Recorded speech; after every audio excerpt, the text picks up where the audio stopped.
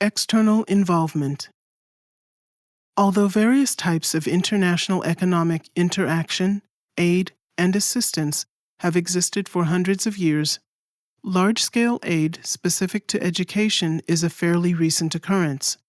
Therefore, the literature on education systems receiving aid or support, as well as literature on education in development contexts, is largely intertwined with economic development concepts and constructs.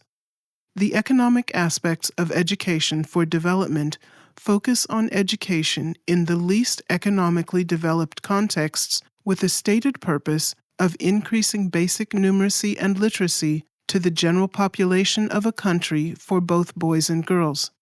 It generally focuses on the neoliberal philosophies of Western donor and lending institutions, and to a much lesser degree incorporates individual Western country philosophies via bilateral agreements. Most of the institutions involved at the beginning of aid and development are currently involved in EIE as either external education providers, EEPs, or contracting financiers of EEPs. This section highlights the impact on education from these organizations and provides insight on the historic issues surrounding educational sovereignty recognized regarding the countries and the peoples of Africa in the last 70 years. The modern era of development started at the end of World War II with the success of the Marshall Plan in Asia, which included building education systems in war-ravaged countries. The 1940s saw the creation of the United Nations International World Bank for Reconstruction and Development, World Bank or WB, International Monetary Fund, IMF, International Trade Organization, ITO, United Nations International Children's Emergency Fund, UNICEF, and the United Nations Economic, Social, and Cultural Organization, UNESCO, shortly thereafter. By the late 1950s, assistance to territories and independent countries in Africa came from these international non-governmental organizations, INGOs, largely in the form of aid, i.e., financial loans with low interest rates intended to spur economic growth. It was postulated that this aid would spur economic growth, which would in turn produce self-sustaining economies for the African states while increasing colonial and former colonial market shares and maintaining geopolitical holds over most aspects of governance, including education. Several eras of development practices for each INGO can largely be banded together and categorized into decades in which INGOs made abrupt changes in economic growth focus areas, development theories, and implementation techniques with little to no transition planning. The 1960s was the decade of industrialization, where many third world countries received aid flows for large-scale power, transportation, and infrastructure projects. The 1970s saw a shift in foreign aid to a focus on poverty eradication through financing projects in agriculture and rural development, social services, including housing, education, and health, and adult literacy campaigns. In the 1980s, aid flows contracted and interest rates increased to the point that at least 10 countries in Africa alone defaulted on their loans both to IFIs and to bilateral donors. International financial institutions pseudo-mandated economic structural adjustment programs, SAPs or SAPs, which devastated government service provision, including cuts to education. SAPs decreased secondary education to less than 10% of national education budgets and stopped government funding for tertiary education. Nearly all funding and focus, both African government and EEP, was focused on primary education enrollment. the enrollment focus did not consider literacy or education quality outcomes. These priorities came decades later. Large numbers of intra-national violent conflicts in the 1980s and 1990s around the world, but especially in Africa, created the need for education in both emergency and post-conflict environments. By the 1990s, the international aid institutions were being increasingly criticized on and off the continent for encroaching on, if not undermining, national sovereignty to include national agency over education. African governments' loan restructuring and IFI loan conditionalities left countries unable to service externally owed national debts and simultaneously unable to provide internal services, including education. The decade of the year 2000 saw multiple international public outcries from around the world for aid relief and debt forgiveness for highly indebted poor countries.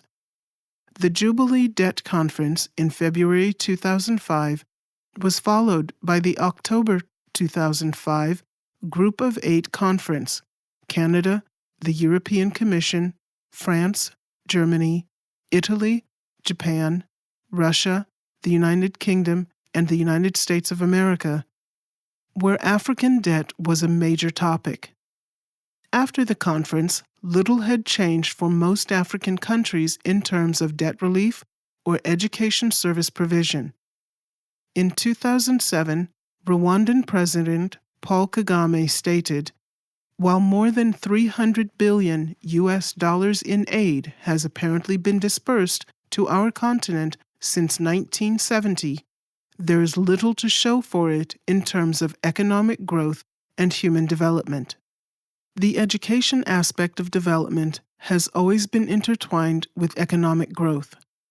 From the 1940 British Colonial Development and Welfare Act, which allowed funding for social services including education, to the 1963 UNICEF shift, from health concerns of European children to education concerns for children worldwide, and from the 1975 shift of international education issues in the Third World from UNICEF to UNESCO, a symbiotic relationship has been recognized between increased education, human development, human capital development, and national economic growth and stability.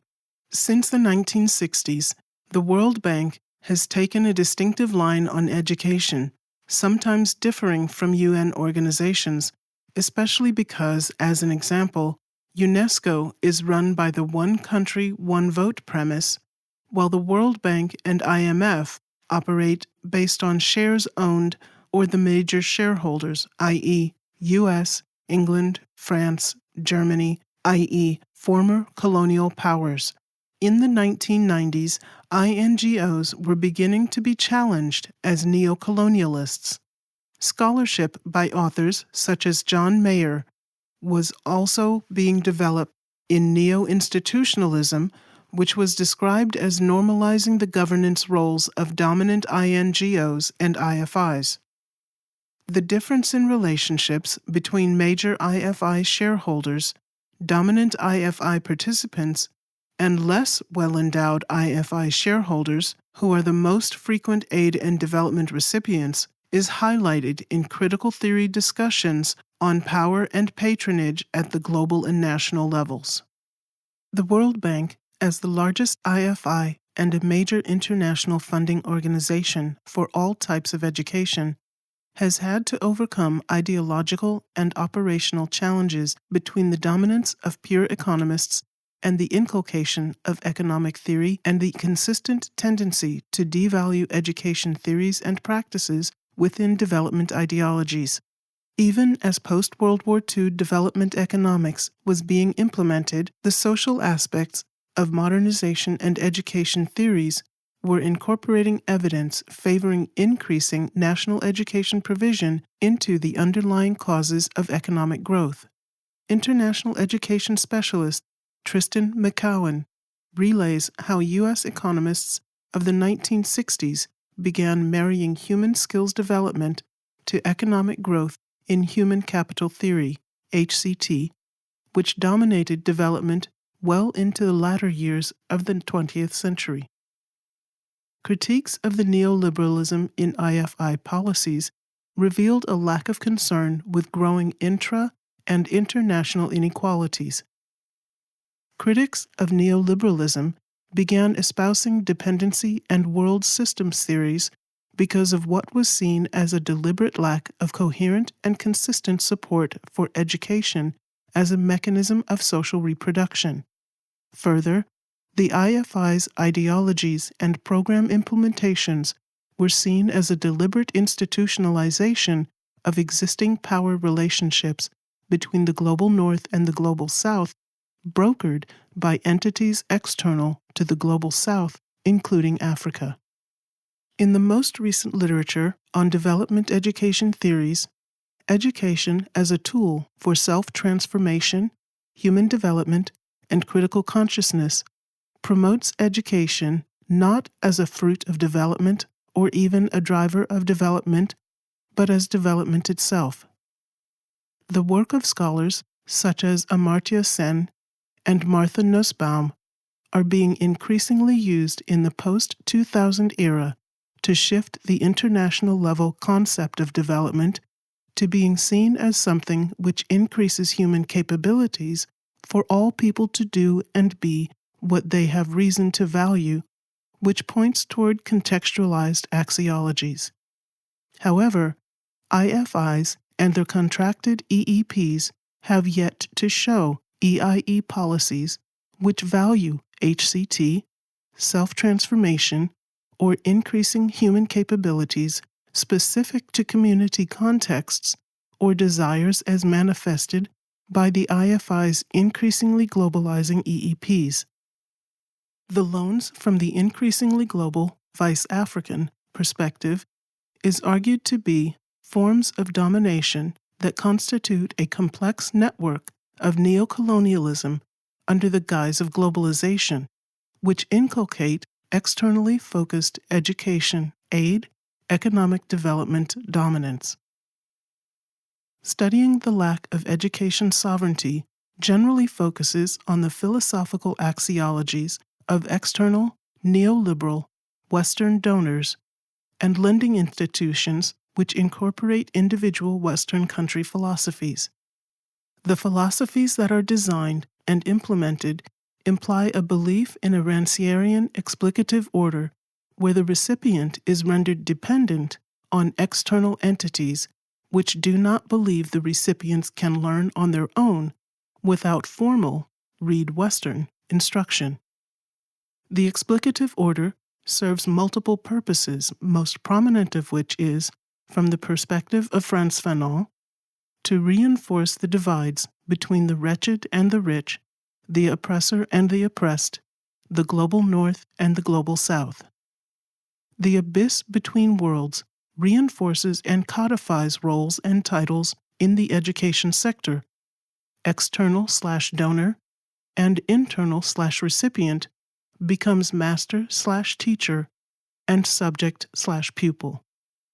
When such systems are in place at the international or school administration level, dichotomous perspectives about knowledge development result in intellectual imperialism which disrespects students' socio-cultural backgrounds and their educational preferences and priorities.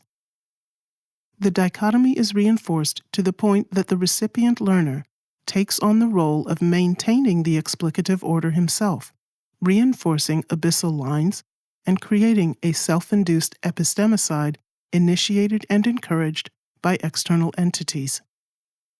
Anwar-ad-Din uses world system theory to argue neocolonial education is being used in the developing world through international financial institutions in ways that undermine the educational sovereignty of a people to communicate their culture to their next generation.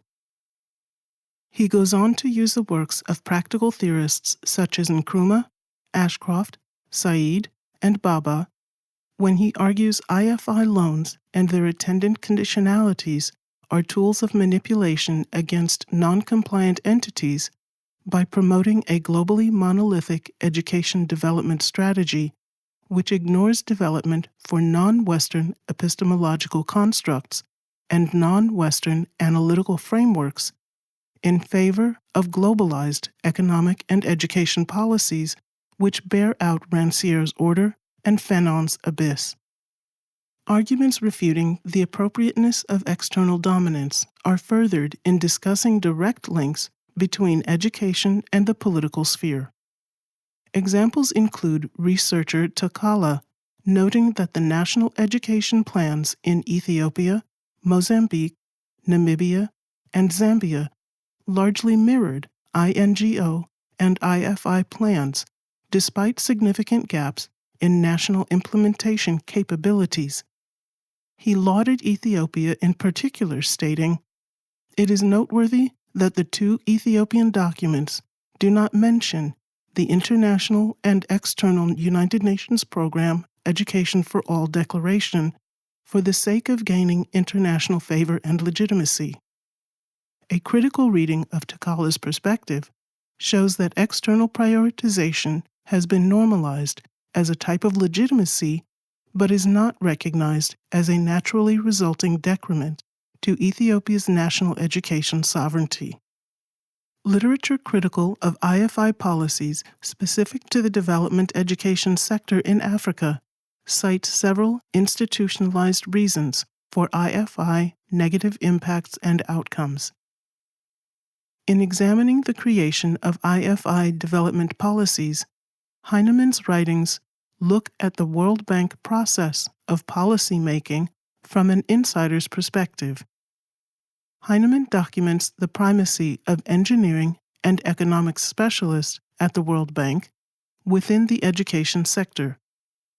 The primacy of these two disciplines included wholesale concept application of engineering and economics concepts to the education sector.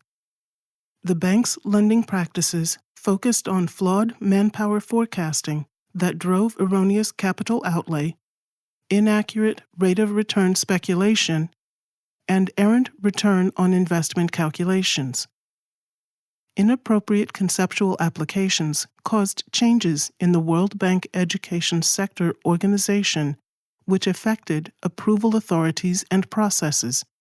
The short-sighted, short education policy menu had been embedded within other non-related national financial and economic programs, which diluted state Ministry of Education implementation capability, and the entire World Bank education sector renounced the suitability and relevance of the short education policy.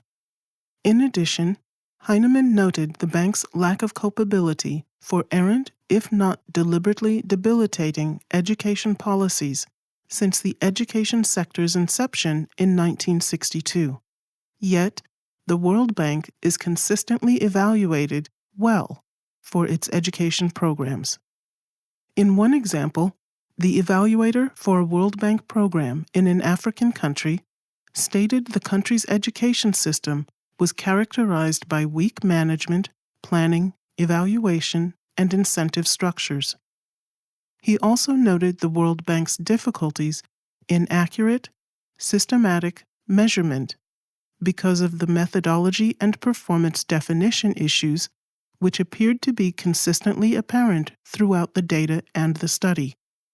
However, this evaluation report author concluded by giving the World Bank a passing grade.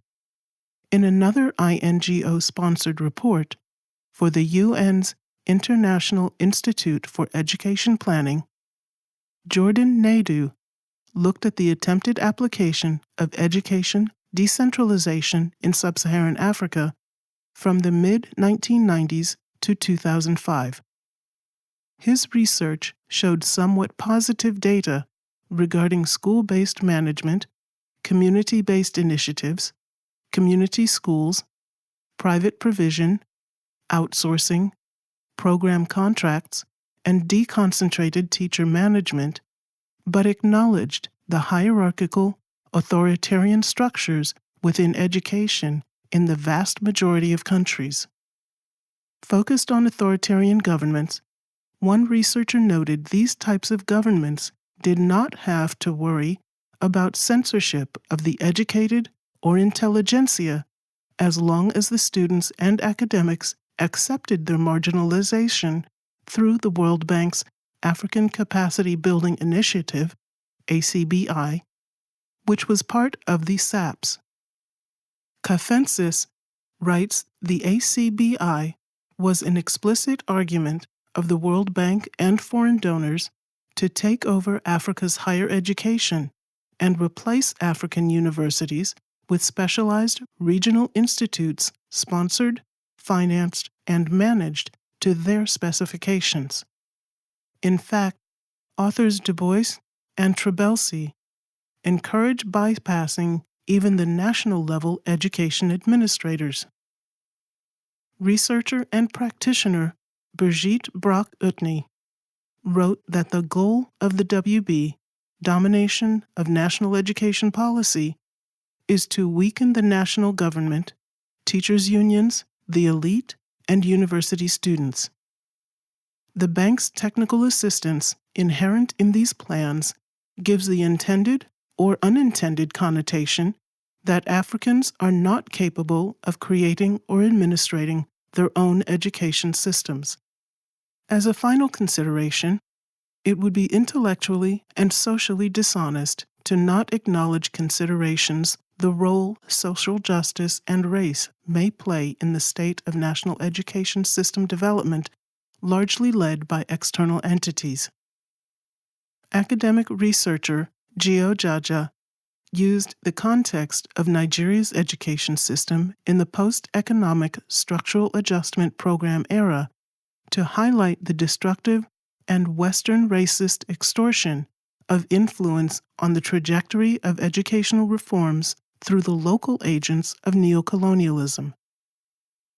Using statistics and national education policy data from 1952 to 2002, the educational emphases since the implementation of SAPs was shown to have been impregnated with a strong bias toward the needs of globalization and of urbanized societies, without due regard for localized educational relevance. Usaina Alidou discussed how external education entities used the limited and vocationally focused practical education theories of Booker T. Washington as intellectual justification for racist education policies, although it was termed to be more practical for the needs of average Africans by supporting labor apprentice programs, vice liberal arts education curricula, especially since liberal arts education curricula was blamed for the rise of anti-colonialism. The racial component of limiting the types of education available is spelled out in research by the Phelps-Stokes Fund and the Carnegie Fund initiated by each organization in the 1920s and carried out by a growing number of philanthropic and non-governmental organizations until the UNESCO 2015 Sustainable Development Goals funding, which was the first to include secondary education. Alidou also wrote about the Francophonie system of political and economic controls by the French government of its former African colonies, which dictates school curricula and administration at all levels. This system required African countries' dependence on France and French contractors which, due to SAP conditionalities, were cut off, resulting in the immediate halt and nearly non-existent retooling of education, especially secondary and tertiary education, across much of the continent. SAPS not only transferred education management to the World Bank, but enacted the African Capacity Building Initiative, which forced countries with some of the lowest wage earner salaries in the world to pay school fees, effectively decimating the academic rosters and literacy levels. Decreased student enrollment, and therefore decreased faculty at universities, also effectively quieted the loudest voices of the students protesting in fledgling democratic countries.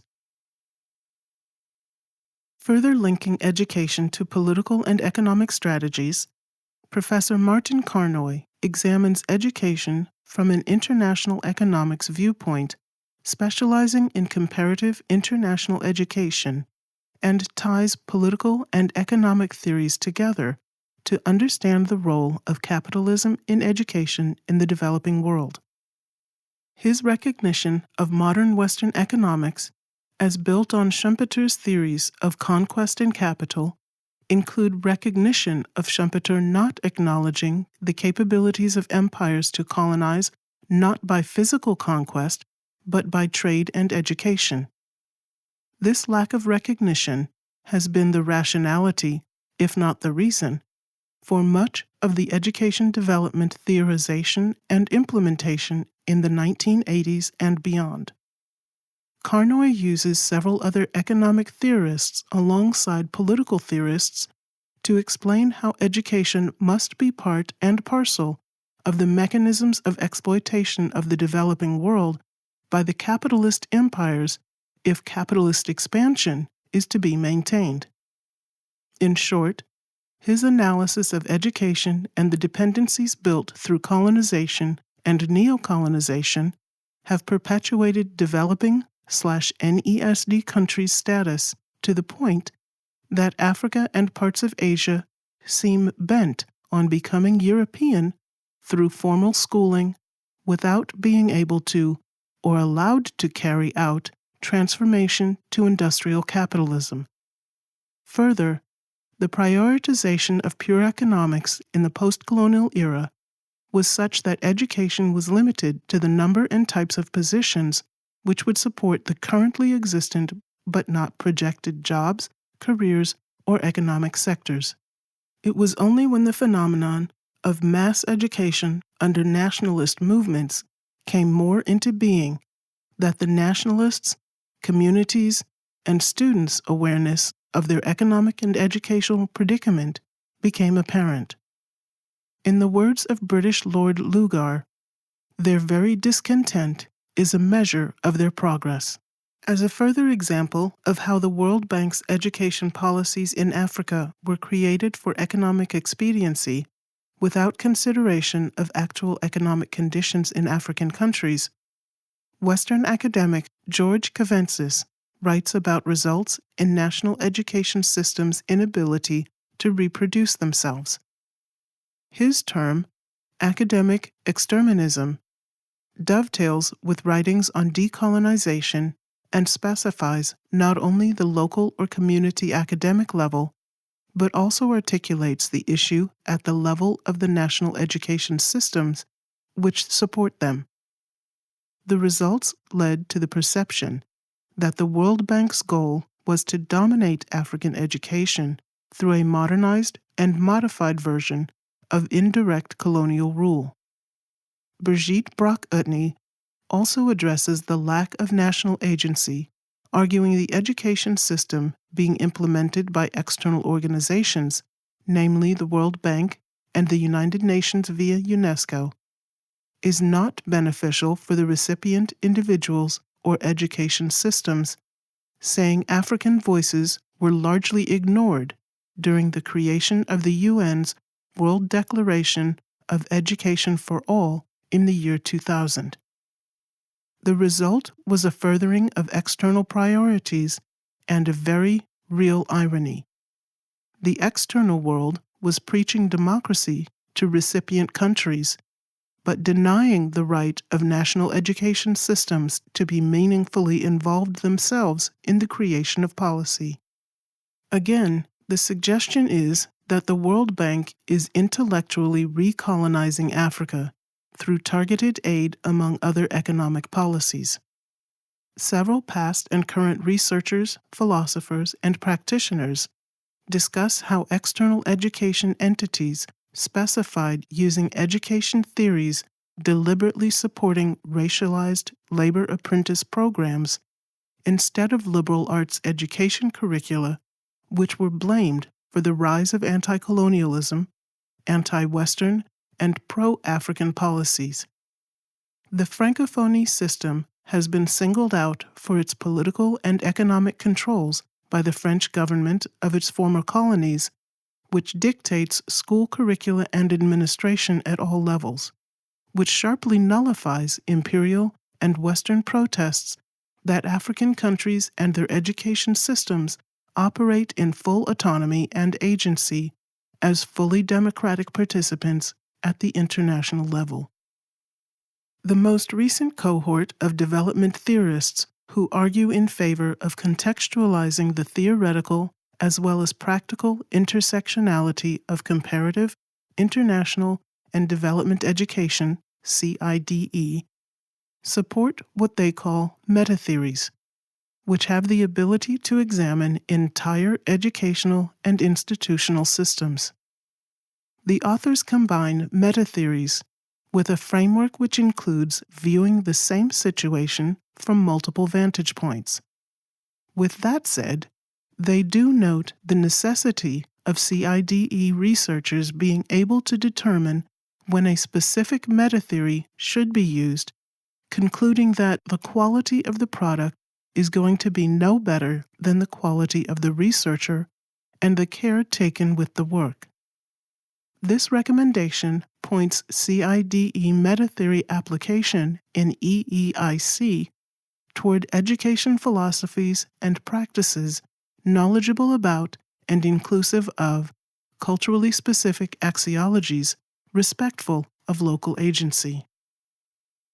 Sovereignty issues in aid, development, and education are why Professor Magnus Bassi makes the point that the 21st century will largely look like the 19th and 20th centuries for education in Africa because the philosophies and goals, both internal and external for education in Africa, have not changed. He argues that since the inherited and currently reinforced school systems are only good at confirming, reinforcing, and extending attitudes that already exist in society, the education system, in Nigeria as an example, is preparing for sharing national wealth rather than in preparation for creating national wealth.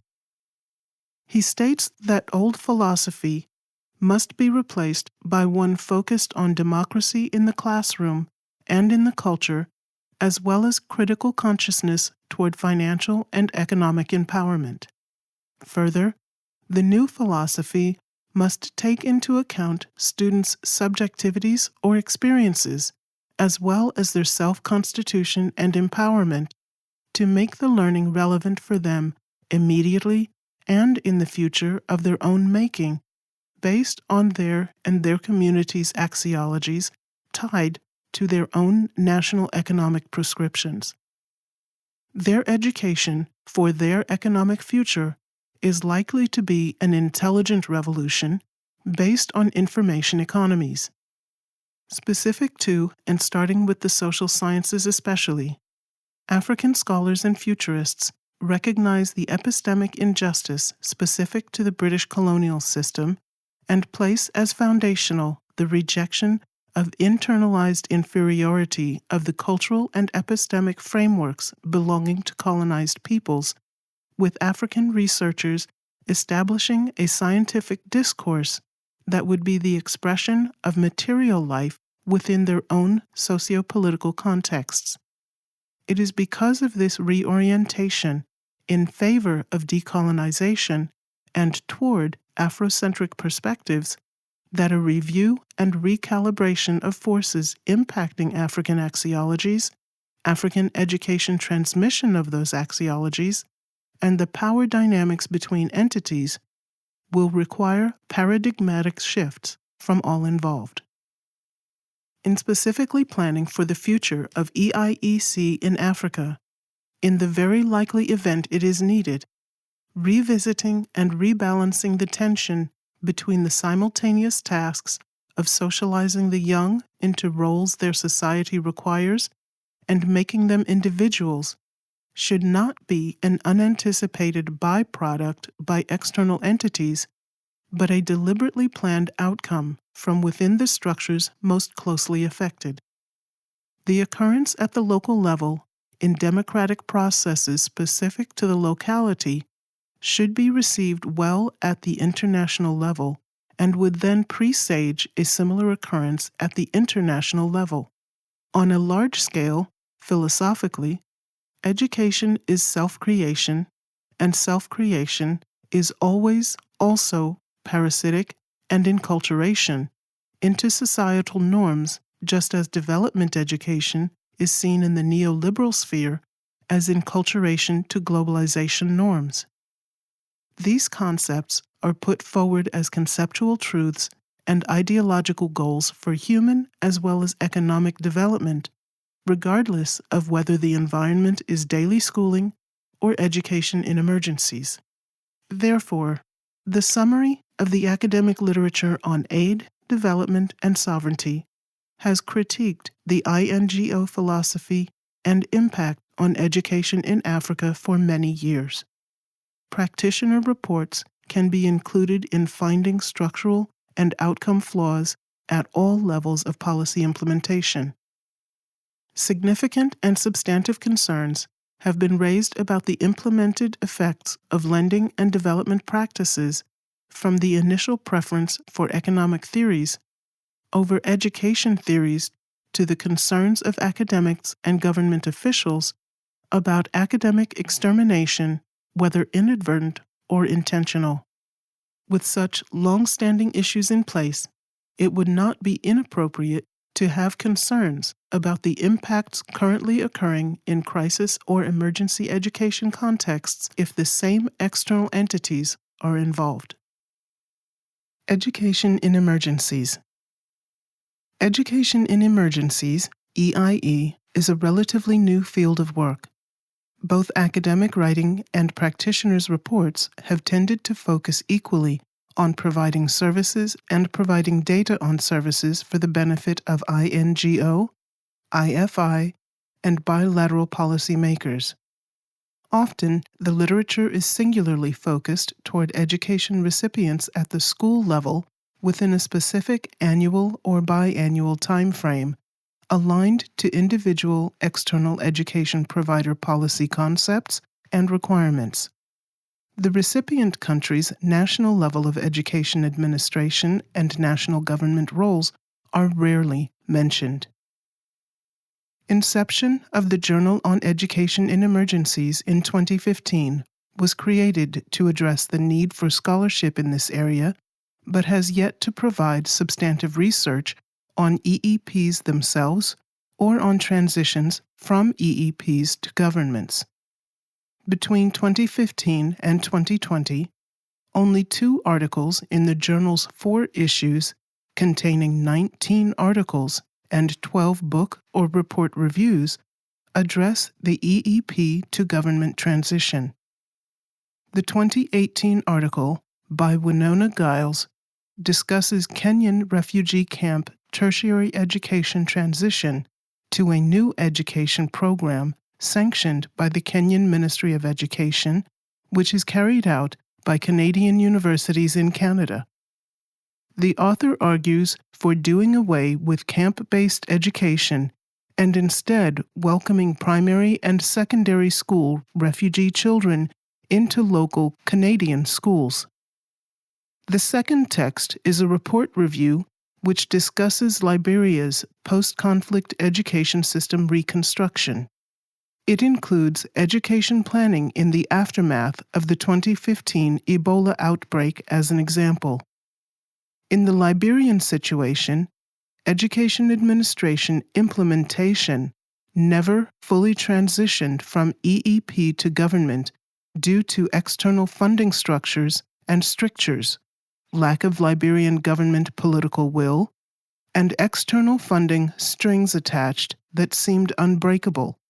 In some cases, those strings, loan conditionalities, and uncoordinated conditionality requirements and responses contributed to delays and failures.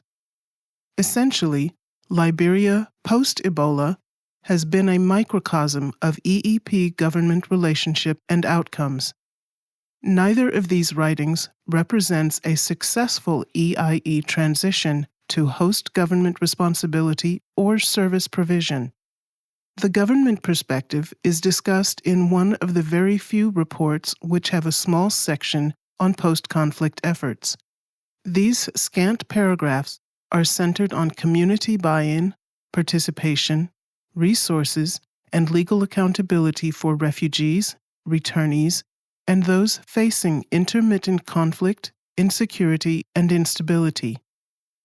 EIE literature at the international level from UNESCO's International Institute for Education Planning, IIEP, addresses segments of government and organizational issues for the benefit of a small and selective audience, since most members of African education ministries would not meet the criteria to attend IIEP training, despite the training being advertised to increase Ministry of Education capability.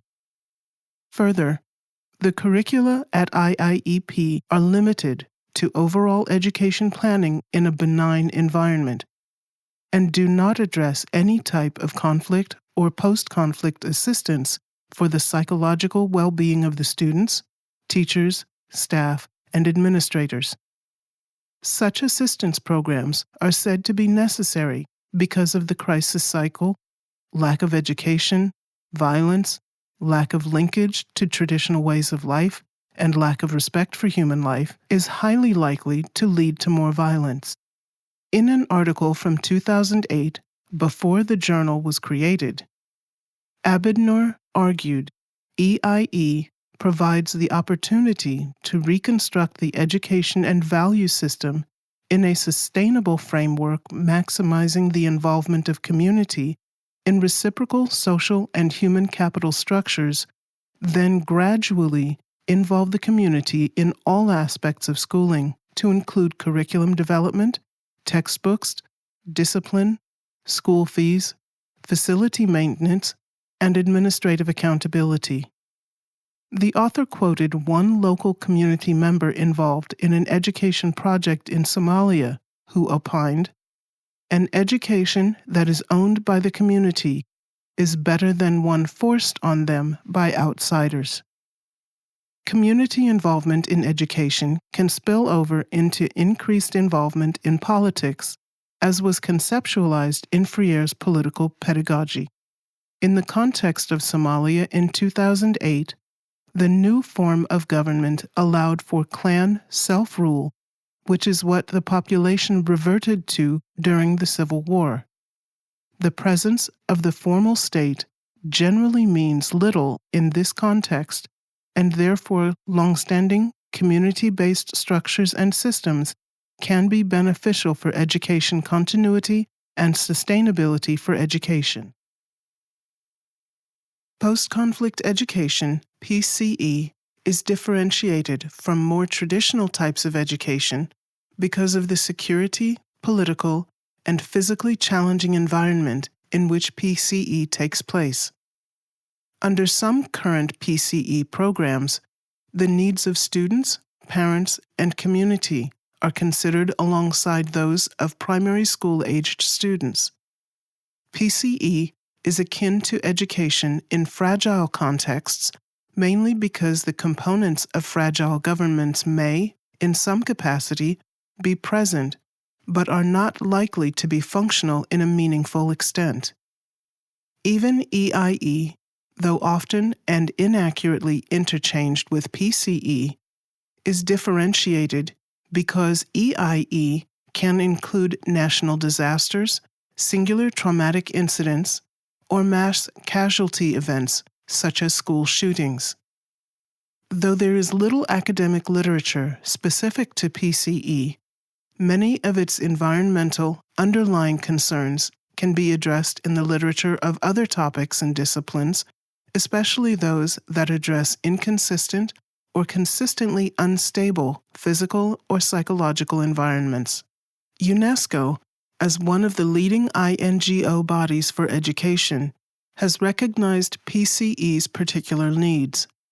Along with hosting the IIEP as stated above, UNESCO has many goals for PCE despite funding gap issues described in the previous chapter, improving the quality and equity of education for all people, making effective use of resources for education, cooperating with civil society to achieve social goals through education, and promoting education for democracy and citizenship.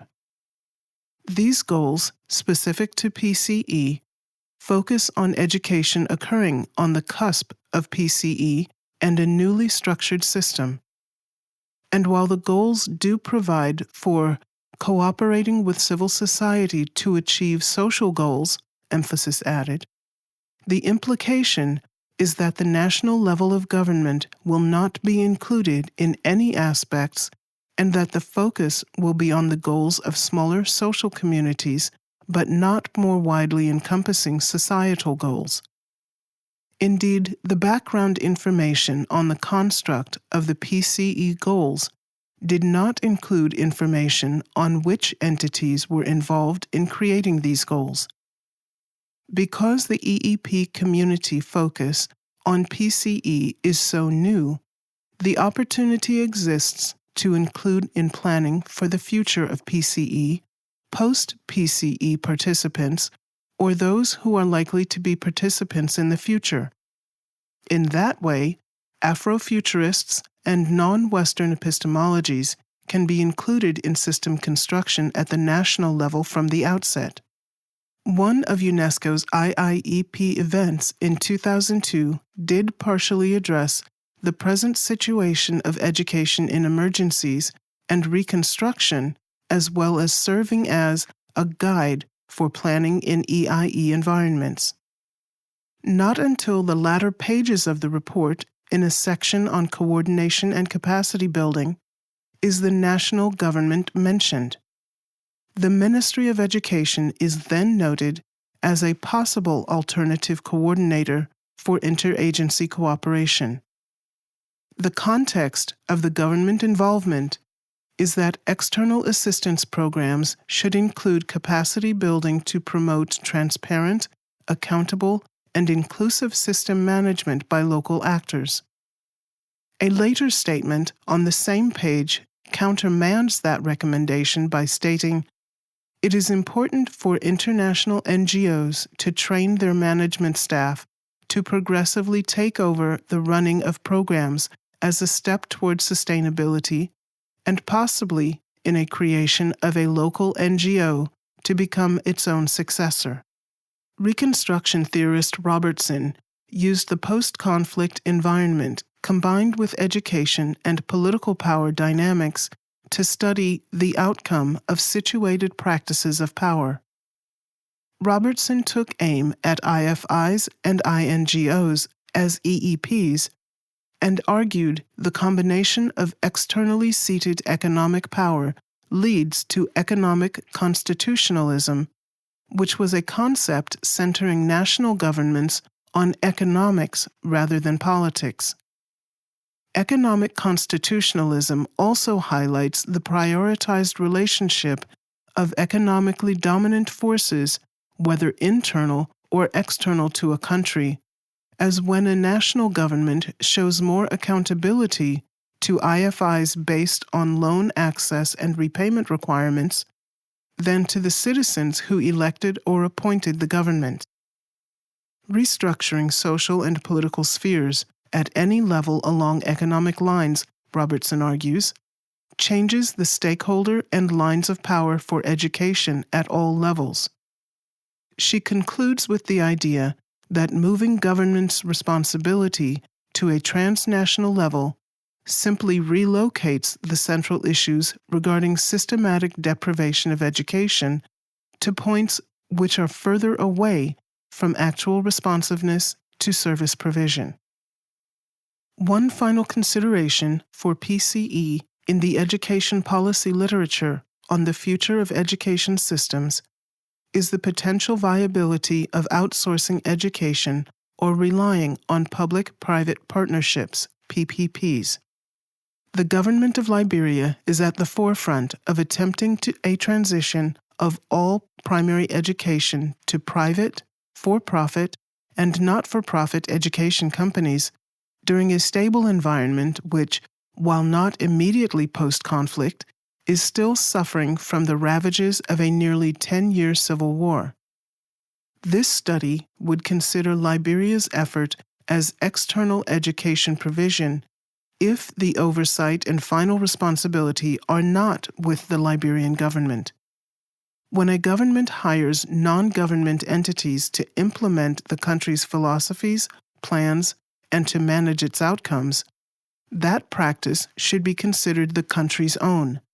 In short, this study does consider it a transition when the oversight, management, and final responsibility remain with the national government. Monitoring and evaluation capabilities are weak in conflict areas by nature of the conflict environment itself. Montgerides discusses the detriment done to policymakers and to policies based on the known weaknesses. As an example, while touting the benefits of using full Education Management Information System, EMIS, he does not address the facility, electrical, and individual skill levels required to implement and maintain the system on the recommended annual basis in a conflict environment. Further, the author does not mention national ministries which would be responsible for such quantifications. He seems to rely on external education service providers, EESPs.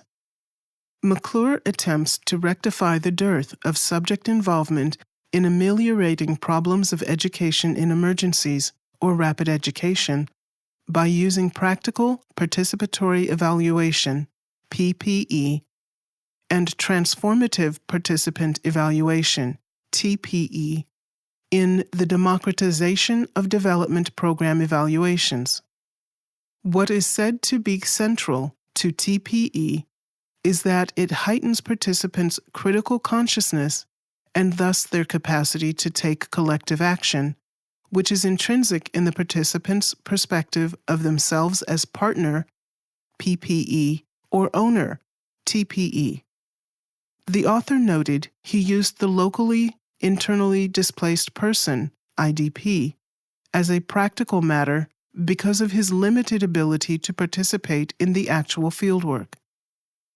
Empowerment and involvement of the local participants was not a goal. Therefore, the concept of deliberate inclusion alluded to at the beginning of the article is disingenuous, having failed to discuss TPE and the ownership aspect of the project.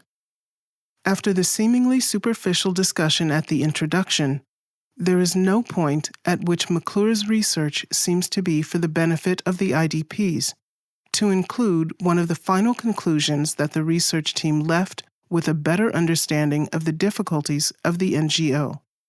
Issues of power dynamics in emergency situations are generally not addressed in the existing literature or reports.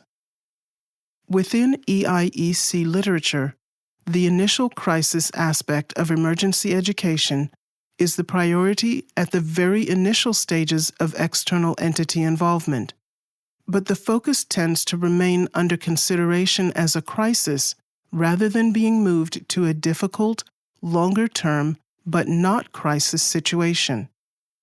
A 2002 program report by Sinclair, a researcher, academic, and practitioner, has a section devoted to the government perspective for hosting refugees, for refugees returning home, and for facing intermittent conflict, insecurity, and instability.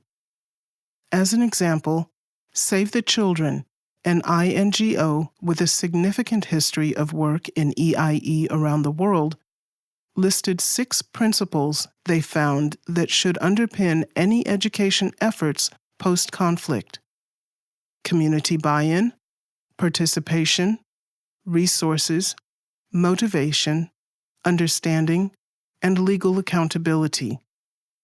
In fact, practitioners are advised to stop the tendency to obsess about the crisis and focus on the majority of their effort on education as a foundational building block for the new society.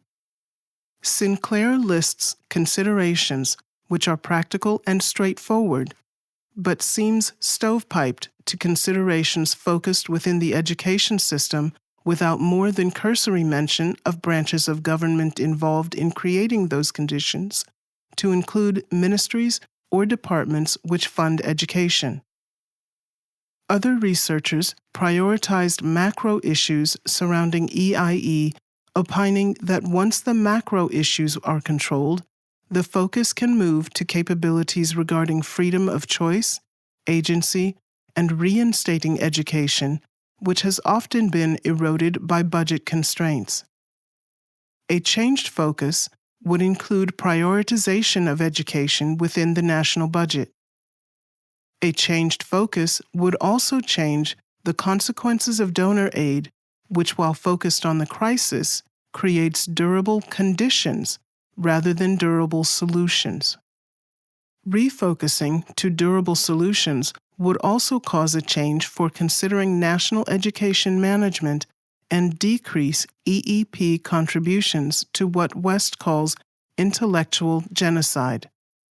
He defines intellectual genocide as the political manipulation of education as it is used by one group to cut off another from the benefits of the larger society and government, whether directly by physical access or indirectly by curriculum design and implementation.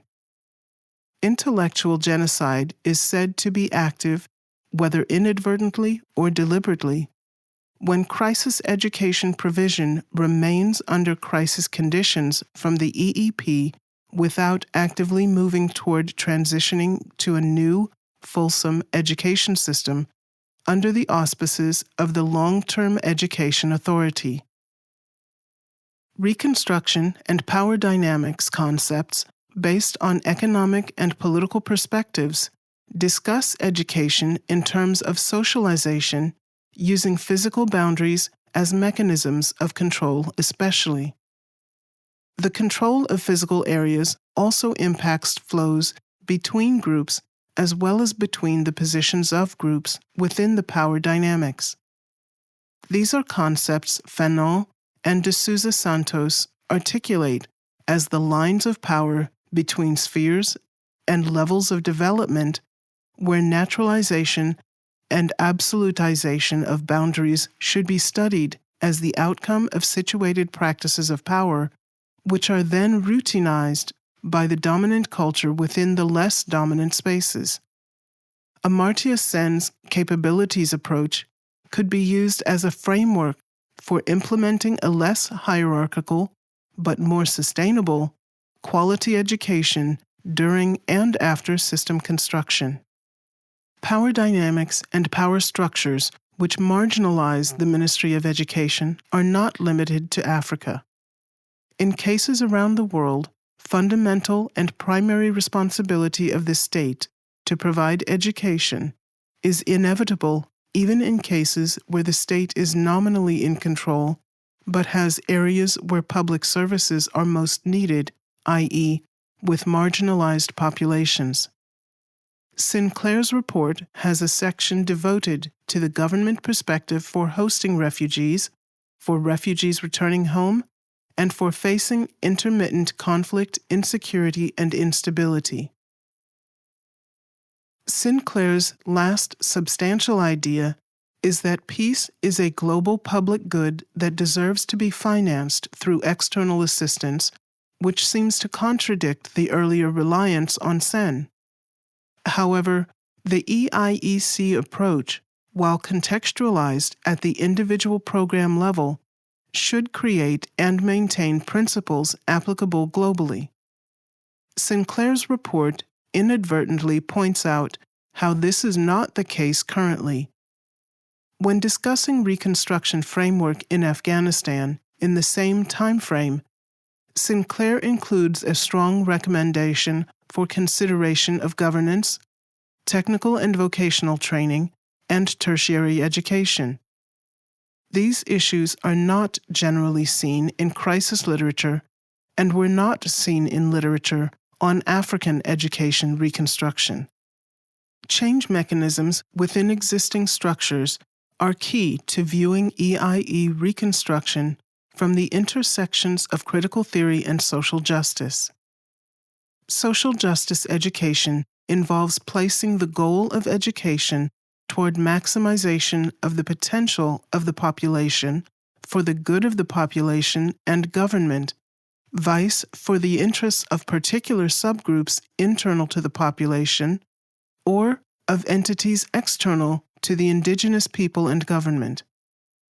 As an example, Brock Utney uses hindsight to shed light on the World Bank document Educational Policies for Sub-Saharan Africa, Adjustment, Revitalization, and Expansion, from the basis that globalization is rather a euphemism for capital-driven market economy, in which sub-Saharan African countries' education inputs, language of instruction, and overall education needs seemingly are not considered.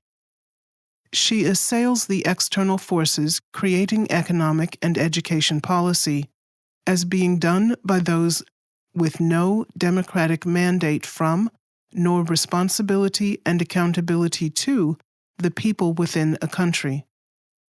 Robertson similarly pointed out that until there are mechanisms for citizen claims at the transnational level and across all other scales, moving to a transnational level simply relocates the central issues and does nothing to change the power dynamics.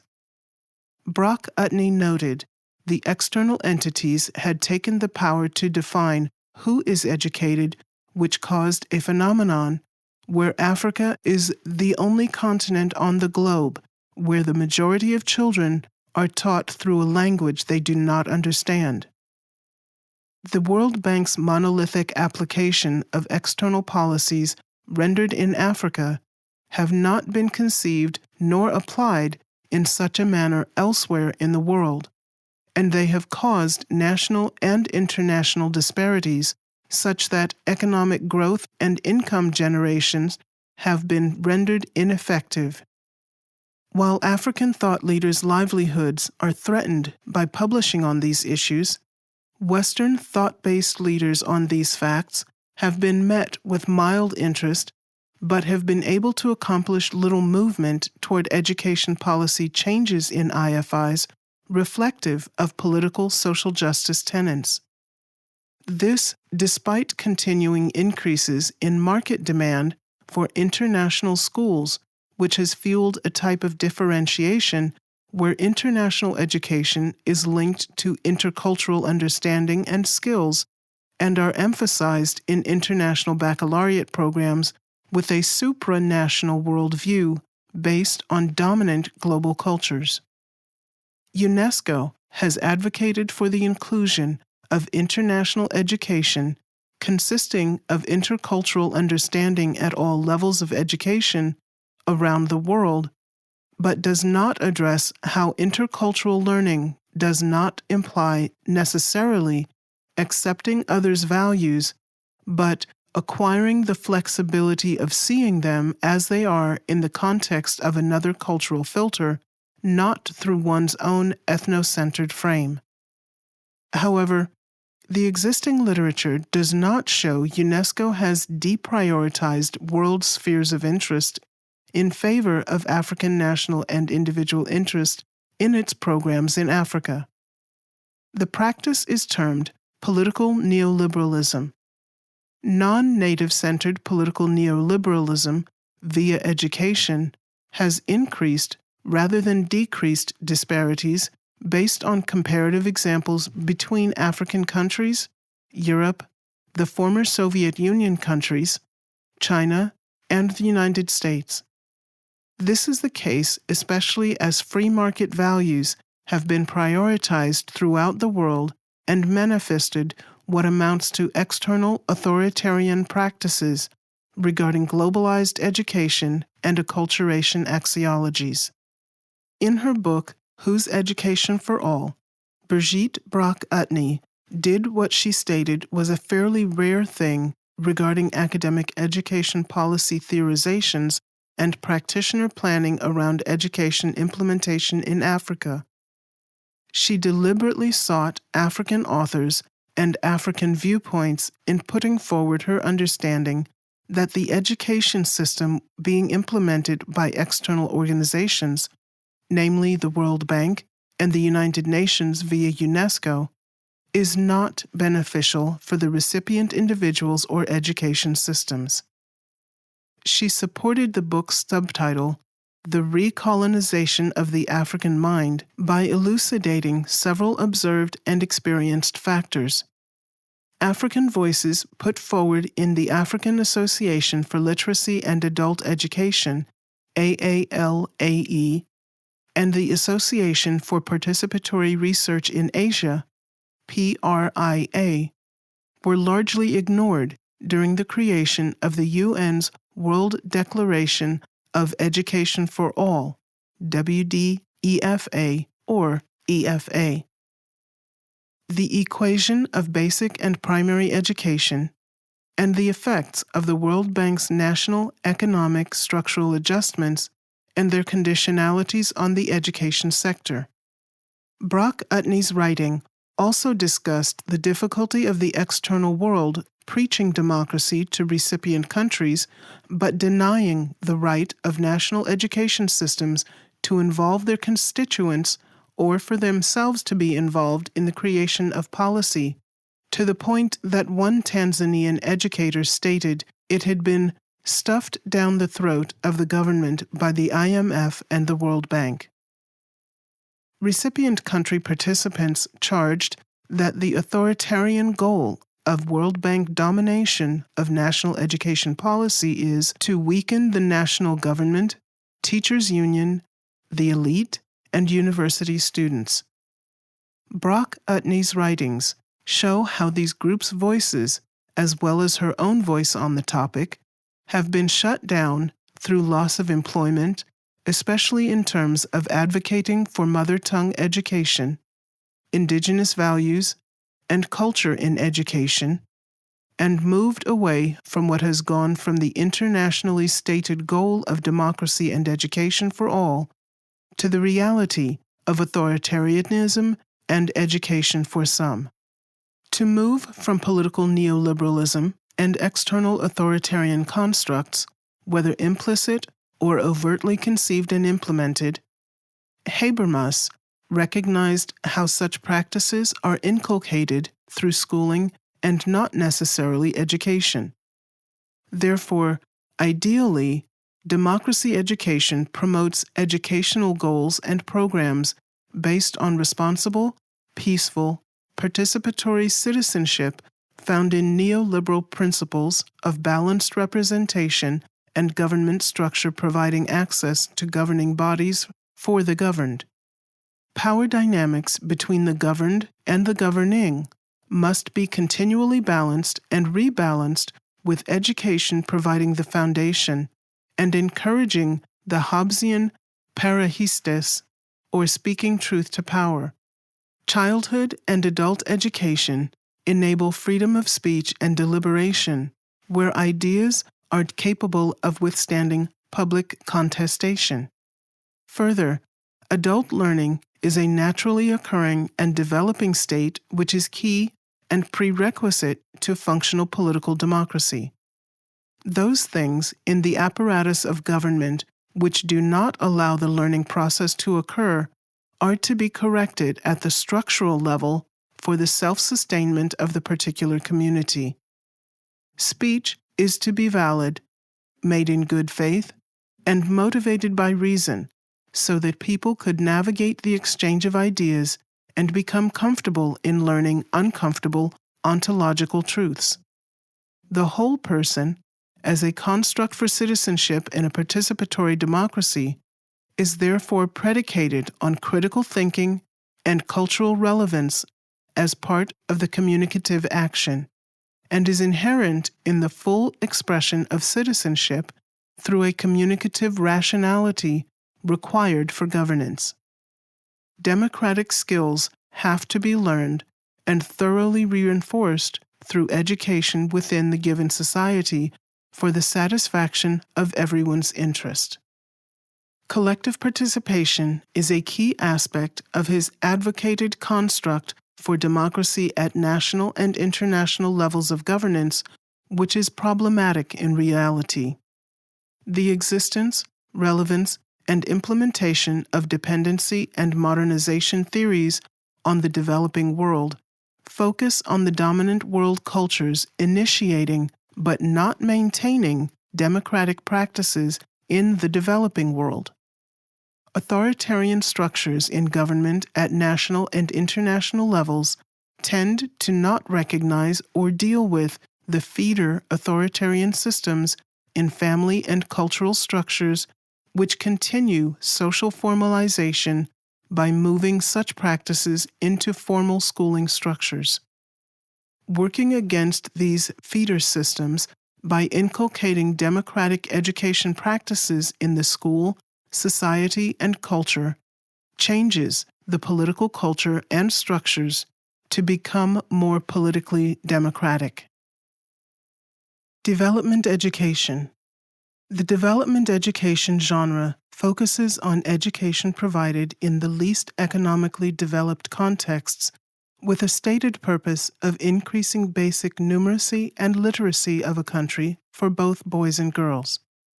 It generally focuses on the neoliberal philosophies of Western donor and lending institutions and incorporates individual Western country philosophies via bilateral donor agreements. As stated in the earlier section, development education in the modern era began with the creation of UNICEF after World War II and continues as a significant component of many IFI programs. Modern scholarship on development education focuses on neoliberal social goals akin to their neoliberal economic counterparts. Modern critiques of development education and social goals mirror, in microcosm, the critiques of their economic counterparts. Economic writing focused on the structure and outcomes of development education is, for the most part, a negative assessment of IFI's implicit and explicit activities.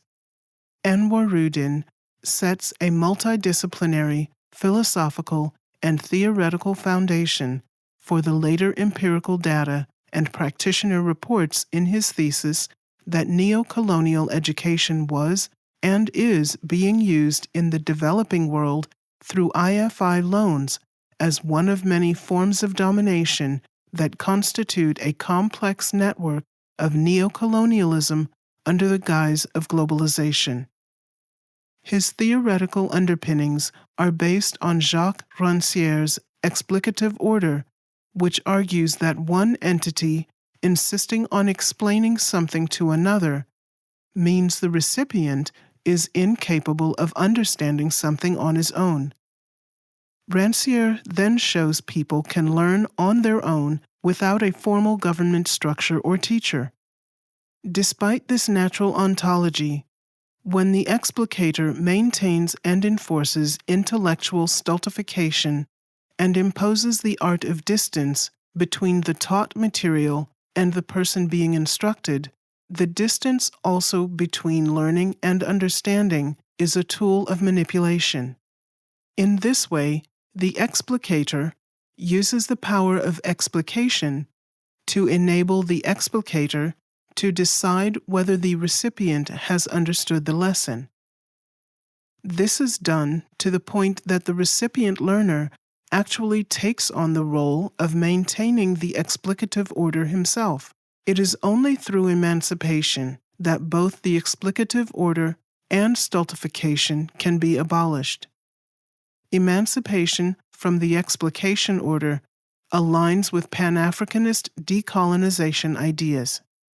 Anwaruddin then uses political world system theory with regard to the economics of education as a direct example of Rancière, wherein IFIs promulgate neo-colonial ideology through both formal and informal global education policies, such as global market-dominated considerations for education reform and economic structural adjustment programs focused against national education systems. He argues the bank commits epistemicide against non-compliant entities by promoting a monolithic education development strategy. Anwaruddin also shows how the World Bank's research avoids alternative perspectives about knowledge development, resulting in intellectual imperialism, which not only diminishes possible positive outcomes based on contextualization, but disrespects students' socio-cultural backgrounds and their educational preferences and priorities. An insider perspective of how World Bank development education policies were made between 1960 and the year 2000 discusses the primacy of engineering and economics specialists within the education sector of World Bank programs. The engineering and economic hierarchy, while understandable in general at the bank, was conceptually applied wholesale via policy borrowing into the development education programs. Lending practices then focused on the bank's and recipient national economic processes and not on education outcomes. The results were changes in the bank and education sector's organization and approval authorities, and an embedded, short-sighted, short education policy menu within other non-related national financial and economic programs. What followed was the disavowal of the appropriateness of the short education policy by the entire education sector of the World Bank. Lessons from this history are the dominance of single discipline interests and the lack of culpability for errant, if not deliberately debilitating education policies since the education sector's inception in 1962. Other authors writing on IFIs and their role in external education in Africa begin with factual, vice-theoretical discussions of the burgeoning, displayed theories of economic dominance in the education sector. One of their illustrated points was the manifestation in Nigeria during the post-economic structural adjustment program era as Western racist exertion of influence in the trajectory of educational reforms through the local agents of neocolonialism. Statistics and national education policy data for Nigeria since 1952 show the economic adjustments could have been made to areas of government that would not have resulted in such directly and indirectly negative repercussions for the development of national human resources. In Nigeria and beyond, the result was national education systems' inabilities to reproduce themselves.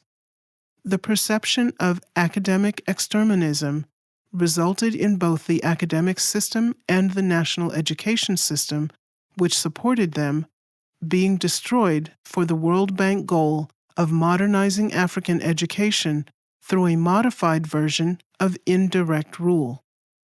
Multiple authors decried World Bank policies and practices which served to intellectually recolonize African education through targeted aid and the reduction of real wages, especially for educators, via demonetizing policies. Further, the post-SAP educational emphases have been impregnated with a strong bias toward the needs of globalization and of urbanized societies, without due regard for localized educational relevance. Prior to the acceptance of SAPs by many African governments, the education systems were becoming democratic, with students and teachers less and less coming from the ranks of the African elites, and more bringing to the campuses the aspirations of the African people. However, the World Bank's education policies in Africa post-SAPs were created for economic expediency without consideration of actual economic conditions in individual African countries.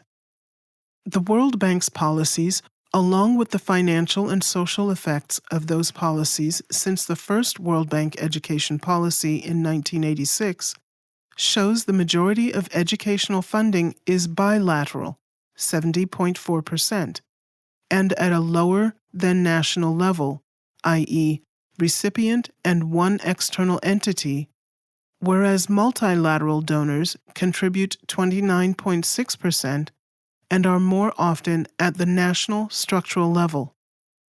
In 2005, the World Bank attempted to make up for previous policy funding shortfalls by focusing on higher education, specifically science and technology.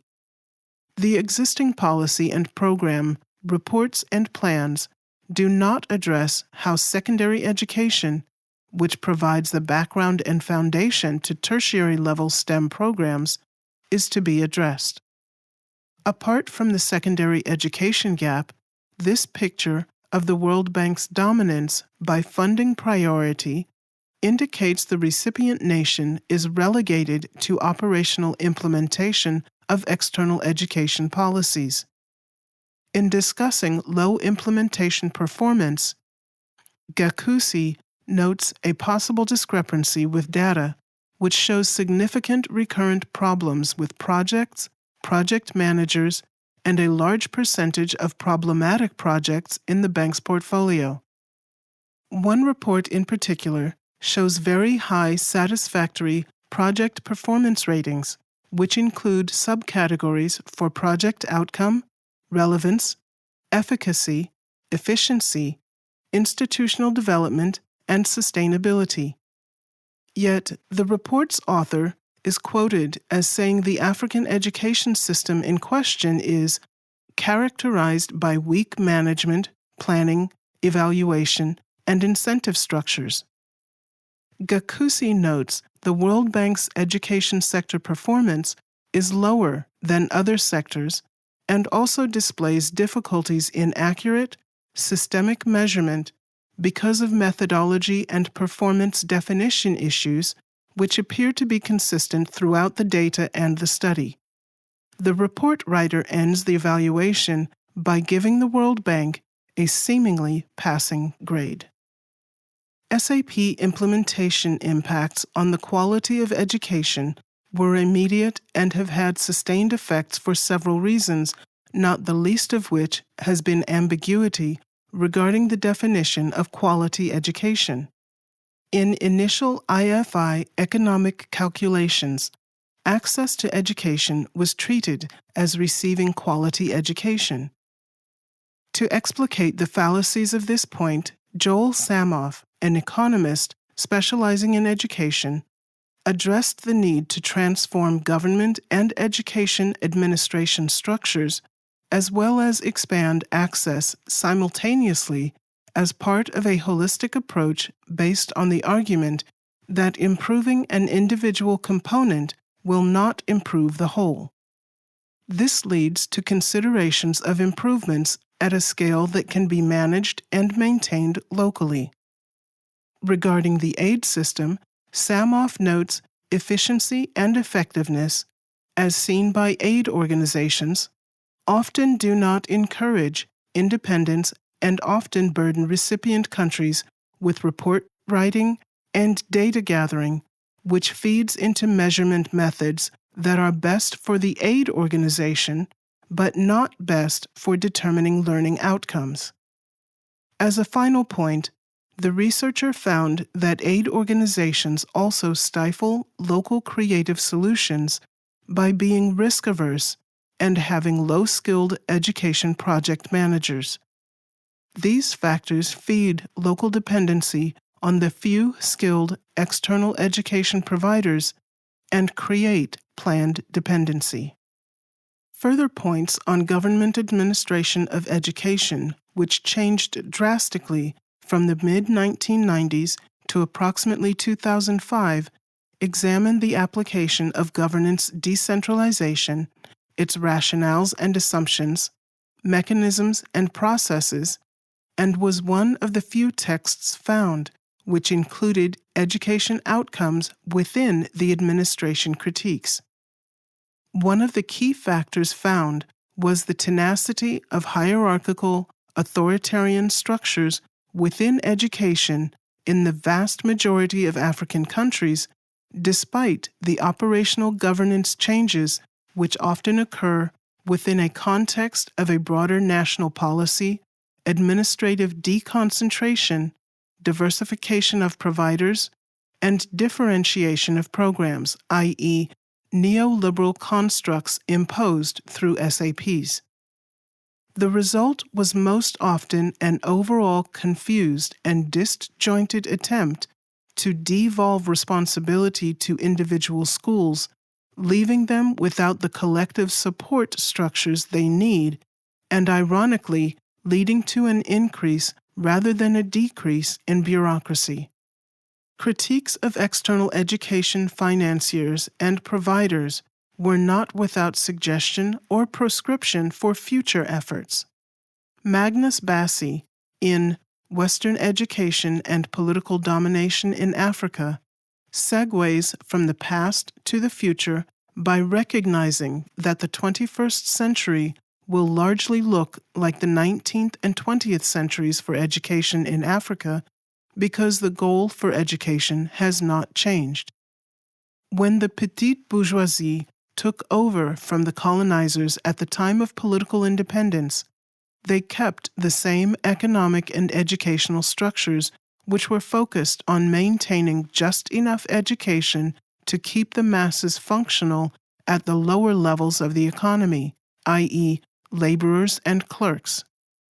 Bassi argues that since schools are only good at confirming, reinforcing, and extending attitudes that already exist in society, the education system in Nigeria, as an example, is preparing for sharing national wealth rather than preparation for creating national wealth.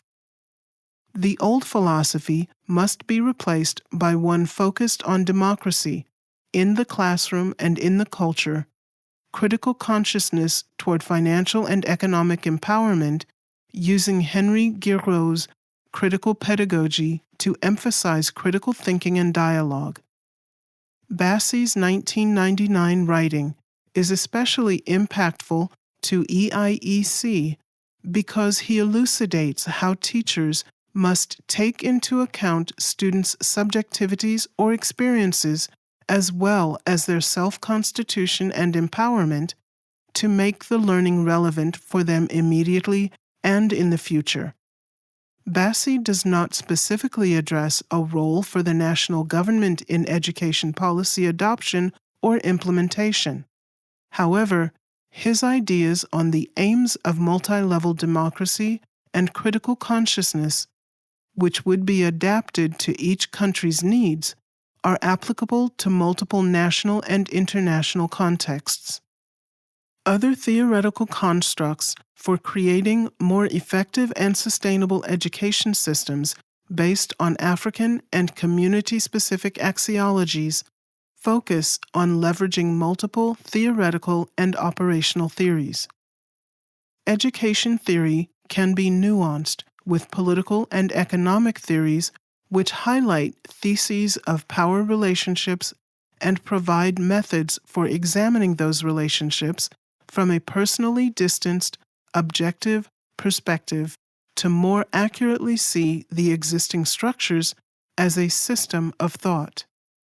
This intersectionality includes problematizing the morality and ethics of how a society balances the internal self-care of individuals with the same individual's external public self, and further toward the ethics and morality of the larger society. Part of this process is politically recognizing the tension between socializing the youth into their roles in society and making them individuals. Michel Foucault discusses how public sphere education must be understood as self-creation, but also that self-creation is always also parasitic on enculturation into societal norms. The control or manipulation of the larger societal norms is the power dynamic that Foucault encourages be examined and restructured.